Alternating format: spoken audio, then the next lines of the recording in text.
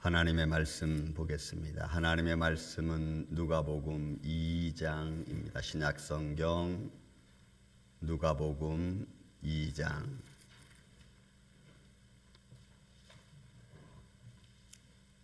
누가복음 2장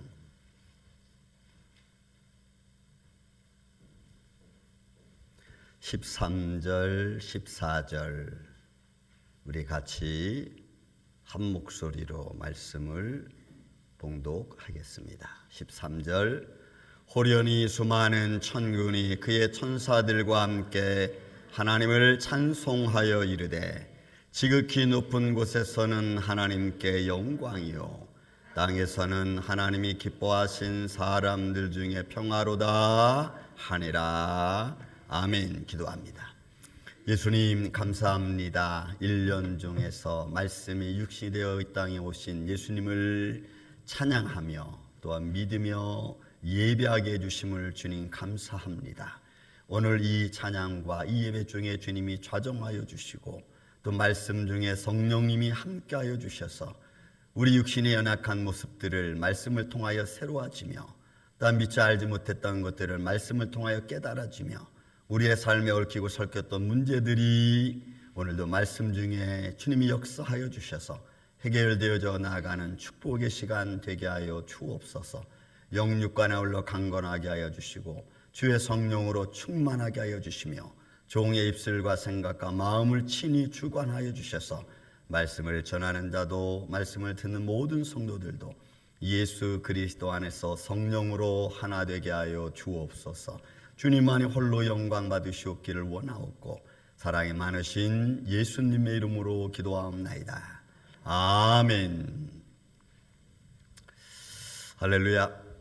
감사합니다. 우리 좌우에 계신 분들하고 같이 한번 인사 나눕시다. 메리 크리스마스 우리랑 같이 할까요? 시작. 메리 크리스마스. 좌우에 계신 분들하고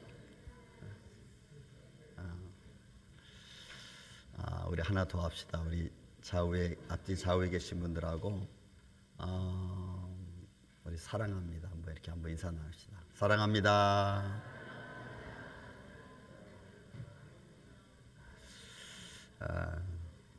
역시 한국 사람들은 사랑한다는 말에 굉장히 어색한 모습을 보입니다. 다 같이 일어나고 싶지만 저도 절제를 하겠습니다. 여러분 우리가 믿는다는 것은 정말로 중요하면서도 소중하죠. 더군다나 이 예수님이 신이 육신이 되어 우리 가운데 왔다는 이 얘기는 오늘 이 시대뿐만이 아니고 예수님 당시에도 사실은 사람들이 받아들이지 않고 믿지 않았습니다. 어떻게 신이 육신의 몸을 입고 이 땅에 올 수 있겠느냐라고 하는 그 의심은 과거나 지금이나 앞으로도 아마 변하지 않을 겁니다. 그래서 믿음의 문제는 평생을 우리가 같이 가야 될 아주 중요한 이슈 중에 하나입니다. 그냥 우스갯소리 이런 말이 있습니다. 어느 목사님이 산행을 떠났습니다. 산행을 가다가 어떻게 발을 좀 헛디뎌가지고 낭떠러지 밑으로 이렇게 막 떨어지는 중에 가까스로 나무 뿌레기를 붙잡고 살려주세요, 살려주세요 막 외쳤습니다. 한참 외치는 중에 갑자기 소리가 들렸습니다. 그래, 내가 도와줄까? 네, 누구신지 모르지만 저를 도와주세요. 그랬더니 나는 내가 그렇게 도움을 바라는 내가 하나님이다. 하나님, 나를 이것만 살려주시면 내 전생을 바쳐서 내가 주님을 사랑하고 주님을 복음을 전파하는 일을 하겠습니다. 그랬더니 하나님 말씀하시길 그래, 알았다. 근데 내가 하나 너한테 조건을 들어주고 그 다음 조건을 내가 그 응답을 하면은 내가 너를 살려주겠다. 그랬더니 네, 무엇입니까? 내가 지금 잡고 있는 손을 놓아라. 낭떠러지 밑에서 겨우겨우 힘을 다해서 나무 뿌리를 잡고 있는데 그걸 놓으라는 거예요. 그래서 아니 하나님, 내가 이걸 놓으면 내가 죽지 않겠습니까? 이거를 놓을 수 없습니다. 아니라 그거를 놓아라. 그러면 내가 살려주겠다 했더니 이 목사님이 갑자기 침묵을, 그러더니 다시 외치기 시작합니다. 그 위에 하나님 말고 다른 사람은 없습니까?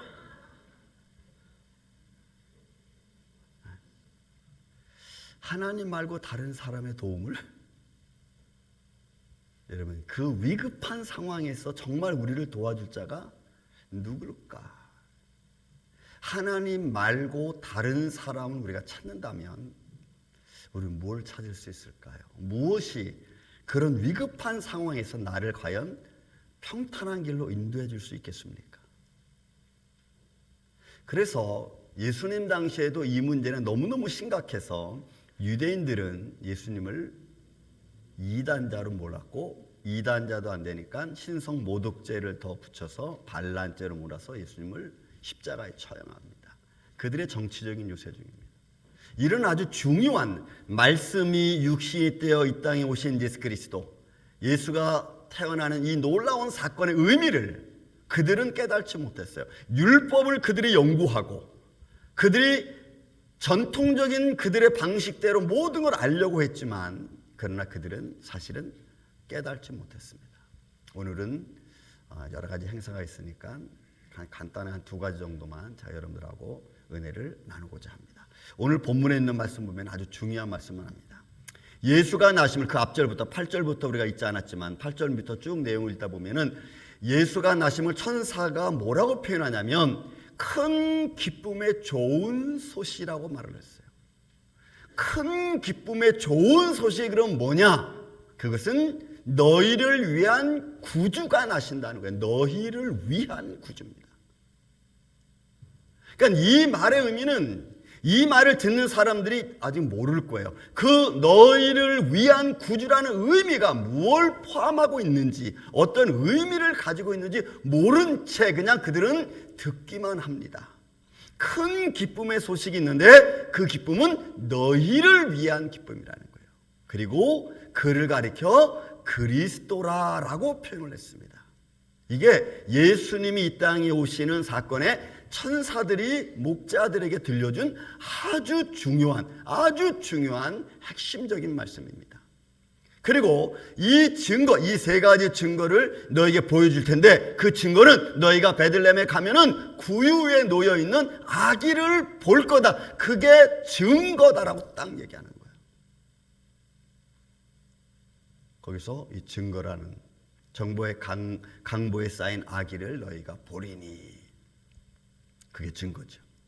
근데 여러분, 이 본다라고 하는 게 참 또 중요합니다.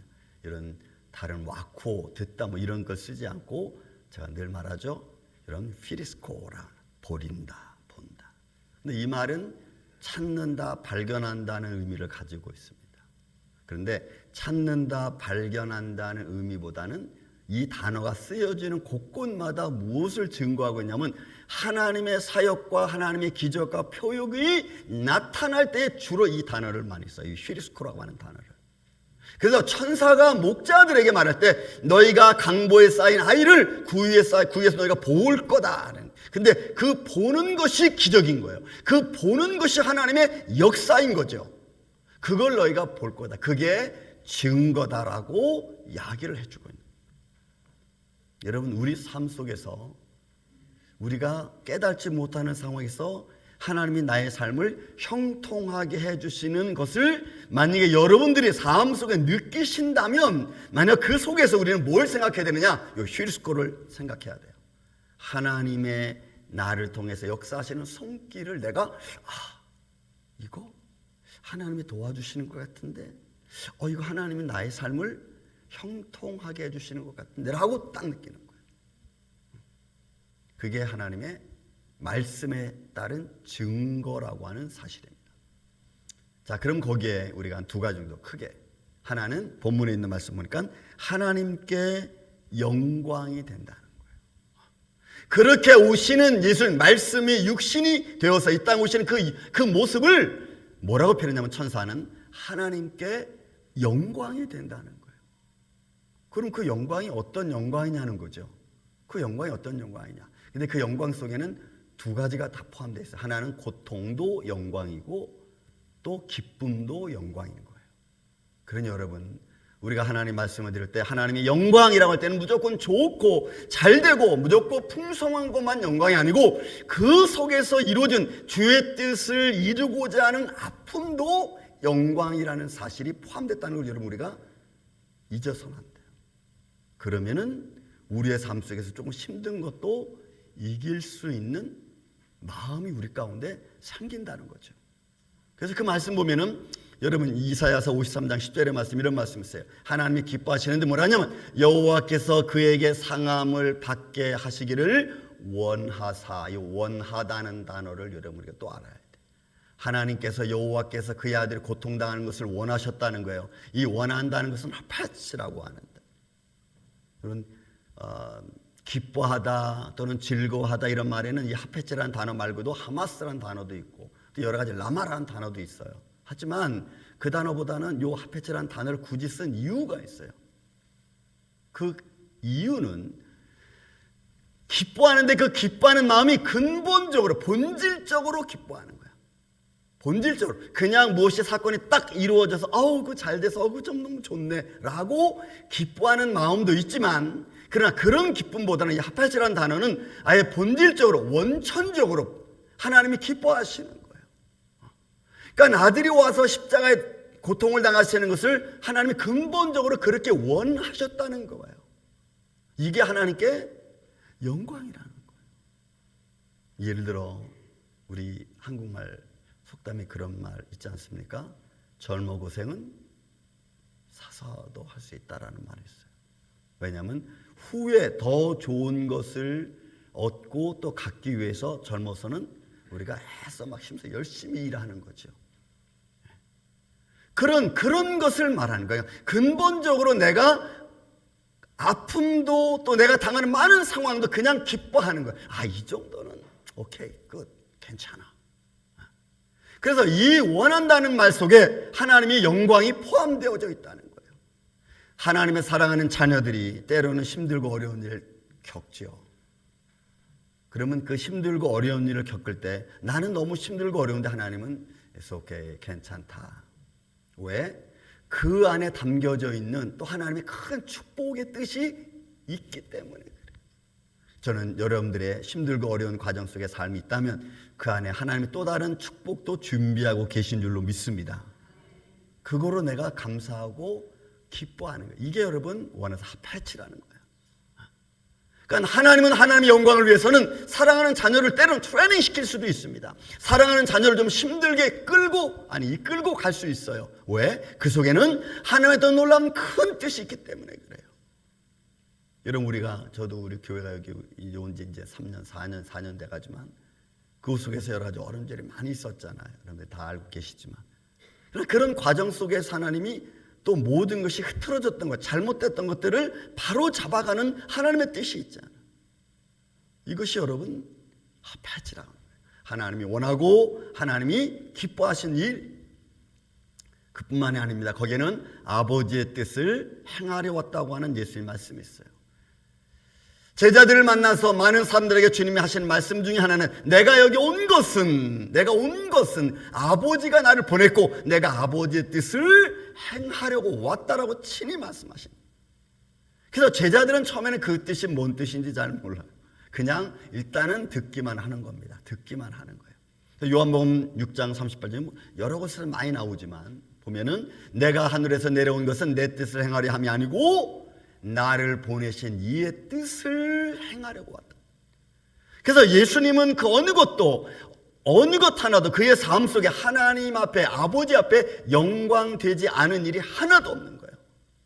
예를 들어 여러분이 할아버지 되셨습니까? 아니면 부모님이십니까? 위치가 지금?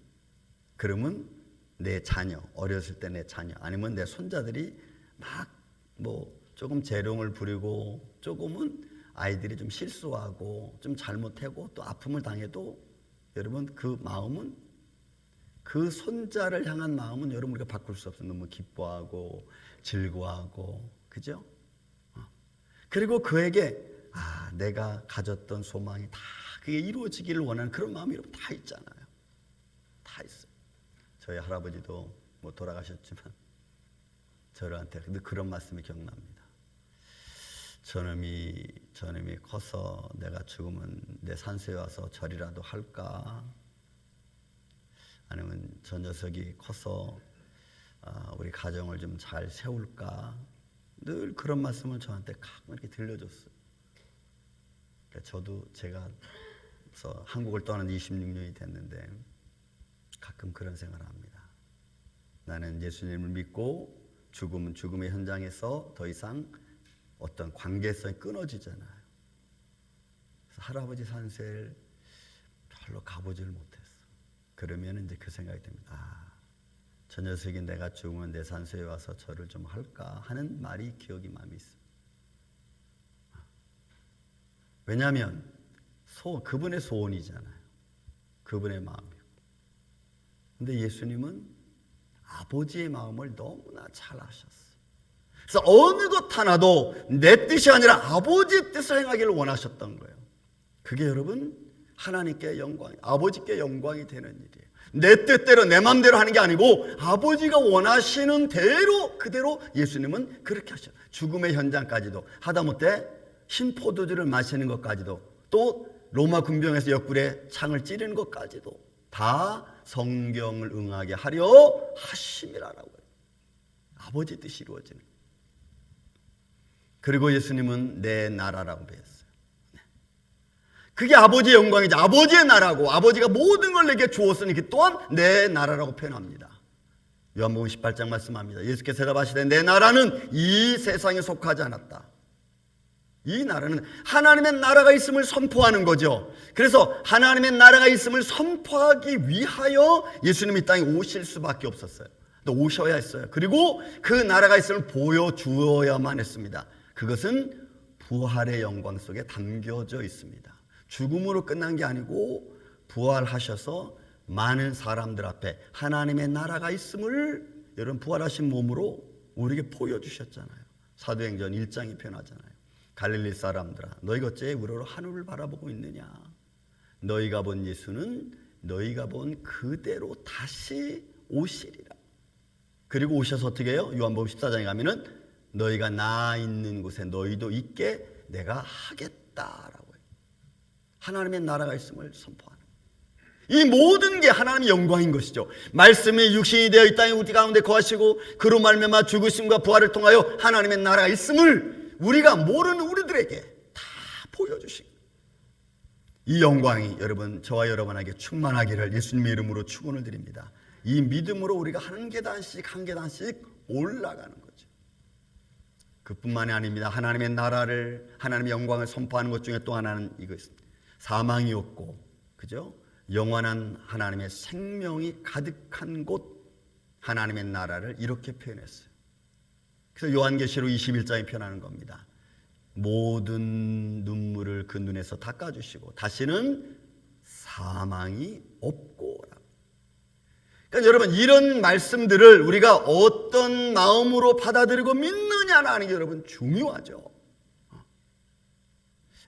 성경이라는 뭐 책 아니면 뭐 바이블 거룩한 책 뭐 여기에 쓰여져 있는 그냥 글이겠지라고 하는 그런 생각을 갖고 받아들이는 것과 아니면 절대적인 하나님 나의 구세주이신 만물의 창조자 되신 하나님을 내가 믿는 믿음으로 받아들이는 건 여러분 전혀 차원이 달라요. 사망이 없고 영원한 생명으로 가득하신 하나님의 영원한 나라에 나 있는 곳에 너희도 있게 하겠다는 그 말씀의 마지막 그것을 이루시기 위하여 주님은 이 땅에 육신의 몸을 입고 오셔야만 했던 겁니다. 저도 여러분도 그냥 육신의 몸을 살다 이대로 죽으면 끝난다면 여러분 우리가 굳이 뭐 이 시간에 여기 와서 예배드릴 이유가 있습니까? 여러분들이 좋은 또 즐겁고 행복한 곳에 나가서 열심히 살면 되죠. 근데 우리는 그럴 수 없잖아요. 여러분들 지금까지 살아오시면서 만났던 예수 그리스도, 여러분들을 만나주신 예수 그리스도의 손길 안에서 여러분들이 체험한 모든 신앙의 간증들, 체험들 그런 것들을 무시할 수 없잖아요. 그래서 베드로가 얘기하지 않습니까? 공회원들 앞에서 내가 보고 들은 것 전하지 않을 수 없다라고 아주 단호하게 얘기해. 죽음 앞에서도 저는 안 그러겠습니까? 여기까지 저를 인도해 주신 하나님 앞에 어떤 일이 생겨도 너 예수 부인하지? 너 그러면 안 되지? 아니요. 아까 제가 초두에 예를 들은 것처럼 죽음의 현장에서 생각하고 있다가 그 예수님 말고 하나님 말고 다른 사람 없어? 라고 말하는 것처럼 우리가 다른 것을 만약에 구한다면 어디서 무엇을 구할 수 있겠어요? 그리고 그 나라는 하나님의 영광으로 충만한 나라예요. 하나님의 나라로 충만. 그 성은 해나 달의 비침이 있을 데 없으니 이는 하나님의 영광이 비추고 어린 양이 그 등불이 되심이라. 하나님의 영광으로 충만한. 여러분, 이 영광과 이 빛은 창세기 1장에 나온 빛입니다. 하나님의 천지를 창조하실 때 빛이 있으라라고 하신 그건 창조의 빛을 하나님이 창조한 거죠. 그런데 그 빛의 근원이 바로 이 말씀이에요.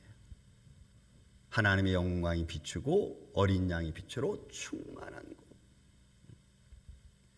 그래서 예수님이 이 땅에 오시는 것은 하나님의 영광이 근원입니다. 하나님이 원하셨던 겁니다. 그렇게 하기를 원하셨고 그렇게 이루어지기를 바랬던 겁니다. 그리고는 주님이 이 땅에 오셨어요. 그리고 그 마지막은 여러분 십자가에서 다 이루었다는 말씀으로 여러분 완결을 선포하는. 그래서 우리가 두 번째로 봐야 될 게 뭐냐? 본문에 있는 말씀은 이렇게 표현합니다. 14절에 지극히 높은 곳에서는 하나님께 영광이요 땅에서는 하나님이 기뻐하신 사람들, 믿음의 사람들입니다. 하나님이 기뻐하신 사람들, 하나님의 자녀들입니다. 그 기뻐하신 자들 중에 평화. 그럼 이게 또 어떤 평화냐인가를 우리가 또 좀 봐야겠죠. 이게 무슨 평화냐? 좀 심플하게, 그동안 많이 말씀드렸는데 심플하게. 그 가장 중요한 평화 중에 하나는 우리가 이길 수 없고 감당해낼 수 없는, 우리 힘으로는 헤쳐나갈 수 없는 죄와 사망에서의 해방, 거기서 주는 평안입니다. 여러분, 죽음 앞에 모든 사람들은 다 절망하죠. 절망합니다. 아무것도 아닌 일 같은데 병원에 가서 갑자기 엑스레이 찍어보고 MRI 찍어보니까 이거 암입니다라고 하면 갑자기 순간적으로 다가오는 그 두려움과 공포는 여러분 모든 사람들을 다 힘을 쭉 빠지게 만듭니다. 죄와 사망으로부터 오는 모든 질병의 문제, 내 삶의 과정의 문제, 이런 것들 내가 감당할 수가 없어. 내 힘으로는 감당이 안 되는 거죠. 내가 어떻게 죽음을 이길 수 있습니까? 어떻게 내가 죄의 굴레를 벗어날 수 있습니까? 그걸 이길 수 있는 유일한 힘은 여러분 우리에게 있지 않아요. 그것을 우리에게 부여해 주신 예수 그리스도의 이름으로 죄와 사망의 법에서 이겨낼 수 있다는 이야기는 여러분 죄의 문제를 우리가 견딜 수 있는 거예요. 유혹의 문제를 이겨낼 수 있고 지혜롭게 판단할 수 있는 마음과 담대함이 내게 생기는 거예요. 사망으로부터 오는 두려움과 근심의 문제를 이길 수 있는 거예요. 그래, 사망. 우리는 여기서 끝이 아니고 또 있을 하나님의 나라에 대한 하나님의 나라. 여러분 제2생명 있잖아요. 영광의 나라가 있잖아요. 그래서 이 죽음을 예수님은 성도가 죽는 것은 하나님이 기뻐하시는 바라고 여러분 시편은 이야기하고 있어요. 성도가 죽는 것을 하나님이 기뻐하신다. 왜요? 더 이상 죄의 굴레와 더 이상 아픔과 질병의 굴레로 힘들지 않고 고통당하지 않고 하나님 나라를 바라볼 수 있는, 하나님의 나라에서 영원히 살 수 있는 그 은혜가, 그 차원이 있기 때문에 그래요. 저는 여러분 예수님의 이름으로 여러분 죄의 유혹에서 우리의 삶에서 우리를 힘들게 하고 근심과 걱정과 미움과 시기와 질투로서 사람들에게 자꾸 부딪히게 만드는 이 삶의 요소들을 저는 예수님의 이름으로 이기시기를 예수님의 이름으로 축원을 드립니다. 방법은 여러분 그거밖에 없어요. 삶의 인생의 이 가시처럼 도단한 것들을 부러뜨리고 깎는 방법은 여러분 부딪혀야죠. 그런데 무엇과 부딪히냐면 세상과 부딪혀서는 깨지지 않아요. 더 오히려 날카로워지지. 그러나 말씀과 내 뾰족한 가시가 부딪히면 말씀은 깨지지 않아. 내가 깨져요. 계속 부딪혀서 여러분 우리가 내 삶 속에 풀뿌리와 같은 쓴뿌리와 같은 그런 아픔들을 자꾸 닦아내는 거예요. 그래서 나를 둥글게 만들어가는 거예요.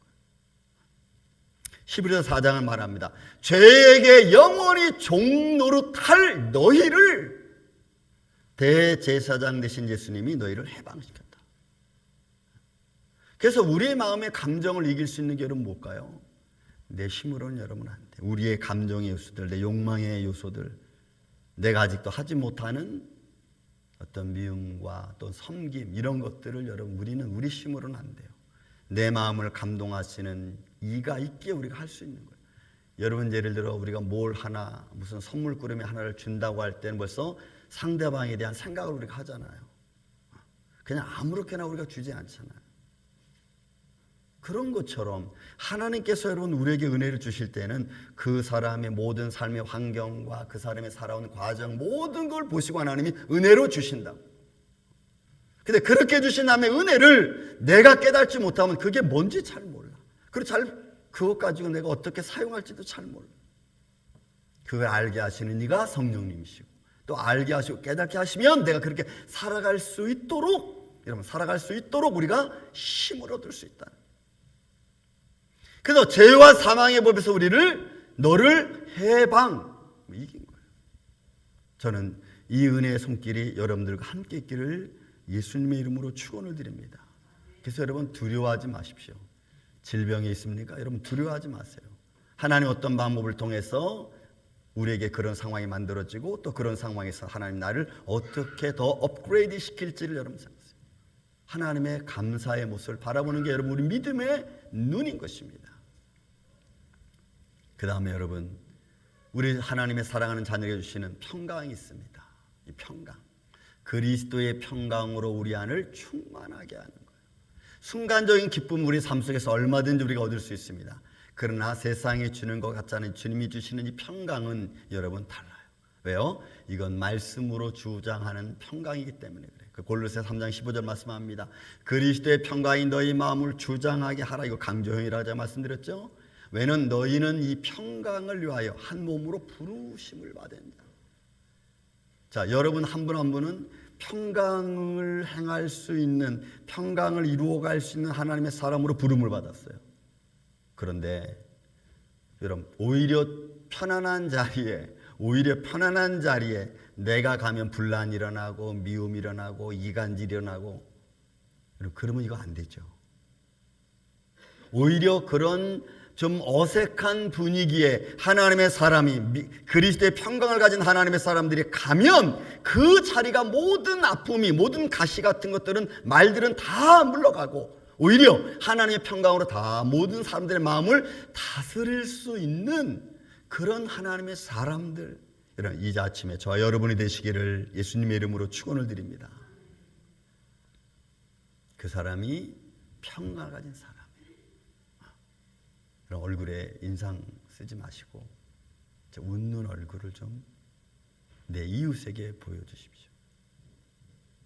자 여러분 옆에 계신 분들 한번 웃는 얼굴 한번 쳐보세요. 한번. 옆에 계신 분들 한번 웃는 얼굴 한번 이렇게 보세요. 네. 예, 여러분 그 얼굴로 여러분 사세요. 그 눈썹을 쌍팔로 바르지 마시고 항상 웃는 얼굴. 그리고 미인대에 나가면 여러분들이 미인들이 여러분 꼭 연습하는 게 있어요. 자, 가끔이 말씀드리는데 우엔이빨 8개 아랫이빨 4개 항상 이러고 있어요. 많은 사람들에게 여러분 기쁨을 주는 거예요. 왜요? 그리스도의 평강을 가진 사람들은 하나님의 은혜를 선포해 주는 사람이거든. 너희 평강을 위하여 한 몸으로 부르심을 받았다. 그러니까 하나님의 평강을 전하는 전도자들이야 우리는. 근데 나가서 막 우리 입으로 그냥 욕을 그냥 얼마나 해야 되는지 그죠? 여러분 저는 여러분들의 입술이 아름다운 사과만 드실 수 있는 이쁜 입술들이 되기를 예수님의 이름으로 축원을 드립니다. 그 다음에 여러분 이 평강이 우리 안에 충만하면 예수님의 평안이 우리에게 주는 것은 어떻겠습니까? 예수님의 평안은요 우리 안에 근심과 두려움을 다 사라지게 만듭니다. 우리 교회 지금 이제 너무 좋은 일들이 지금 많이 일어나고 있는데, 얼마 전에 텍스 문제 여러분들 다 아시죠? 제가 말씀드렸는데, 여러분 2015년부터 우리가 올 때까지 19년까지 여러분 이 텍스 문제와 교회 문제가 타운하고 버겐 카운티 가지고 있는 서류가 맞지 않았잖아요. 그래서 이 사람들이 2021년도 9월 28일 날 우리 교회를 페어론에 있는 모 회사로다가 이런 팔면서 보증금을 받았잖아요. 그게 2021년도 28일 9월 28일까지 우리가 세금을 안 냈다는 것 때문에 그래요. 뭐 이야기는 길지만 어쨌든 그래서 여러분 그것이 요번 11월 26일 날 다 원상복교가 됐어. 원상복교가. 저한테 서류가 딱 이메일로 날라왔어. 목사님, 이 서류 정리됐습니다. 저는 그걸 보는 순간 이제야 여기 344번지 워싱턴 애비뉴 두몬트에 있는 교회는 다시 정확하게 이제는 타운과 버겐 카운티에 있는 모든 서류가 하나로 딱 정리가 됐어요. 임마누엘 펠리세드 임마누엘 장로교회 것으로 딱 정해졌어. 마음에 근심하고 두렵죠. 그 소리를 듣기 전까지는 이게 지금 어떻게 되나, 이게 지금 어떻게 진행되고 있나, 그죠? 마음이 막 조바심이 나고 막 걱정이 되고 막 이래. 근데 그런 상황 속에 딱 응답이 오니까 하나님 감사합니다. 이제는 모든 절차가 다 정확하게 진행이 되고 있군요. 하나님 감사합니다. 두려움이 사라지고 근심이 사라지고 마음이 났던 의심도 깨끗하게 살아. 그리고 또 뭘 느껴요? 하나님이 지금 우리를 위해서 일하고 계시는구나. 하나님이 우리의 기도를 들으시고 지금 역사하고 계시는구나를 딱 믿어지는 거예요. 믿습니까? 그래서 주님이 주시는 평안은 세상이 주는 것 같지 않은 거예요. 나의 평안은 너희가 너희에게 주노니. 여러분, 내가 너희에게 주는 것은 세상이 주는 것하고 여러분 다르다고. 그 평안은 내 마음속에 나를 성장시키고 나를 업그레이드 시키는 은혜 중에 은혜다. 그뿐만 아니라 예수님의 평안은 세상을 이기는 평안입니다. 여러분, 세상을 이기는 평안. 저는 이 평안이 여러분들 안에 있기를 다시 한번 예수님의 이름으로 축원을 드립니다. 세상을 이기는 평안. 하나님께로 난 자마다 세상을 이기느니라. 이 세상을 이기는 것은 너희의 믿음인 거예요. 그러니까 결국 우리가 하나님을 살아계신 하나님을 믿고 그 믿음 안에 주신 하나님 평안을 가지고 그동안 마음이 좀 쓰리고 사람들 오해하고 또 이해해 주지 못하고 용서해 주지 못했던 마음이 싹 사라진. 그래, 나도 죄인인데, 그죠? 자, 따라서 오른손을 높이 들고, 자, 오른손을 다 드세요. 왜 드시려니까? 내 가슴을 치며 말합니다. 내가 죄인인데. 시작. 내가 죄인인데. 여러분, 내가 죄인. 다시 한번 합시다. 다시 손을 높이 들고, 내가 잘못했는데. 네가 잘못했다 그러잖아, 우리는. 그렇죠? 내가 잘못했다. 하나님이 이런 평강을 주시고 평안을 주시고 죄를 이기고 또한 사망을 이기는 큰 힘을 우리에게 주셨는데 그걸 모른 채 남이 잘못한 줄 알고 내가 잘못했다. 예수님이 그것을 우리로 하여금 깨닫게 하시고 알게 해주셨어요. 이 하나님 앞에 영광과 찬양을 드리시는 저와 여러분이 되시기를 예수님의 이름으로 축원을 드립니다. 그래서 하나님의 사랑하는 자녀들을 흠없고 점없게 해서 내가 너희를 나 있는 곳에 있게 하겠다고 하는 주님의 말씀이 여러분 요한복음 14장 말씀이에요. 이것이 하나님을 믿는 자들에게 또 하나님이 기뻐하시는 자들에게 주시는 평강인 거예요. 평화인 거예요. 이제 우리 주님이 이 땅에 오셔서 이런 평안을 저와 여러분에게 주셨사오니 이제 우리가 나머지 인생, 살아가는 나머지 인생 안에서는 여러분 이 평안을 잃어버리지 마시기를 예수님의 이름으로 축원을 드립니다. 또 주님의 영광된 모습을 위해서 우리가 어떤 과정에서 우리가 살아간다는 걸 잊지 마시고 잊어버리지 마시고 내가 무엇을 하든지 하나님이 나를 통해서 하시는 일은 감사와 기쁨이 넘치는 일로 여러분들이 하나씩 만들어가는 하나님의 자녀들 여러분 되시기를 예수님의 이름으로 축원을 드립니다. 사랑과 은혜가 많으신 아버지 하나님 감사합니다. 때로는 힘들고 어렵고 때로는 우리가 감당할 수 없는 일들이 얼마나 많은지 모릅니다. 그러나 그 모든 것들을 감당해낼 수 있고 이길 수 있는 힘을 예수의 이름으로 우리에게 주신 줄로 믿습니다. 그 믿음을 갖고 우리가 담대히 우리 인생 살아갈 수 있도록 주님 역사하여 주시고 죄와 사망의 법에서 또 주님이 주시는 평강을 가지고 모든 것들을 예수님 앞에 영광과 찬양을 드리며 다 믿음으로 살아가며 그 안에서 승리의 기쁨을 누리는 그런 인생의 삶을 살 수 있도록 주님 인도하여 주시고 그 살아가고 있는 이들에게도 하나님의 크신 축복을 더하여 주옵소서. 예수님의 이름으로 기도하옵나이다. 아멘.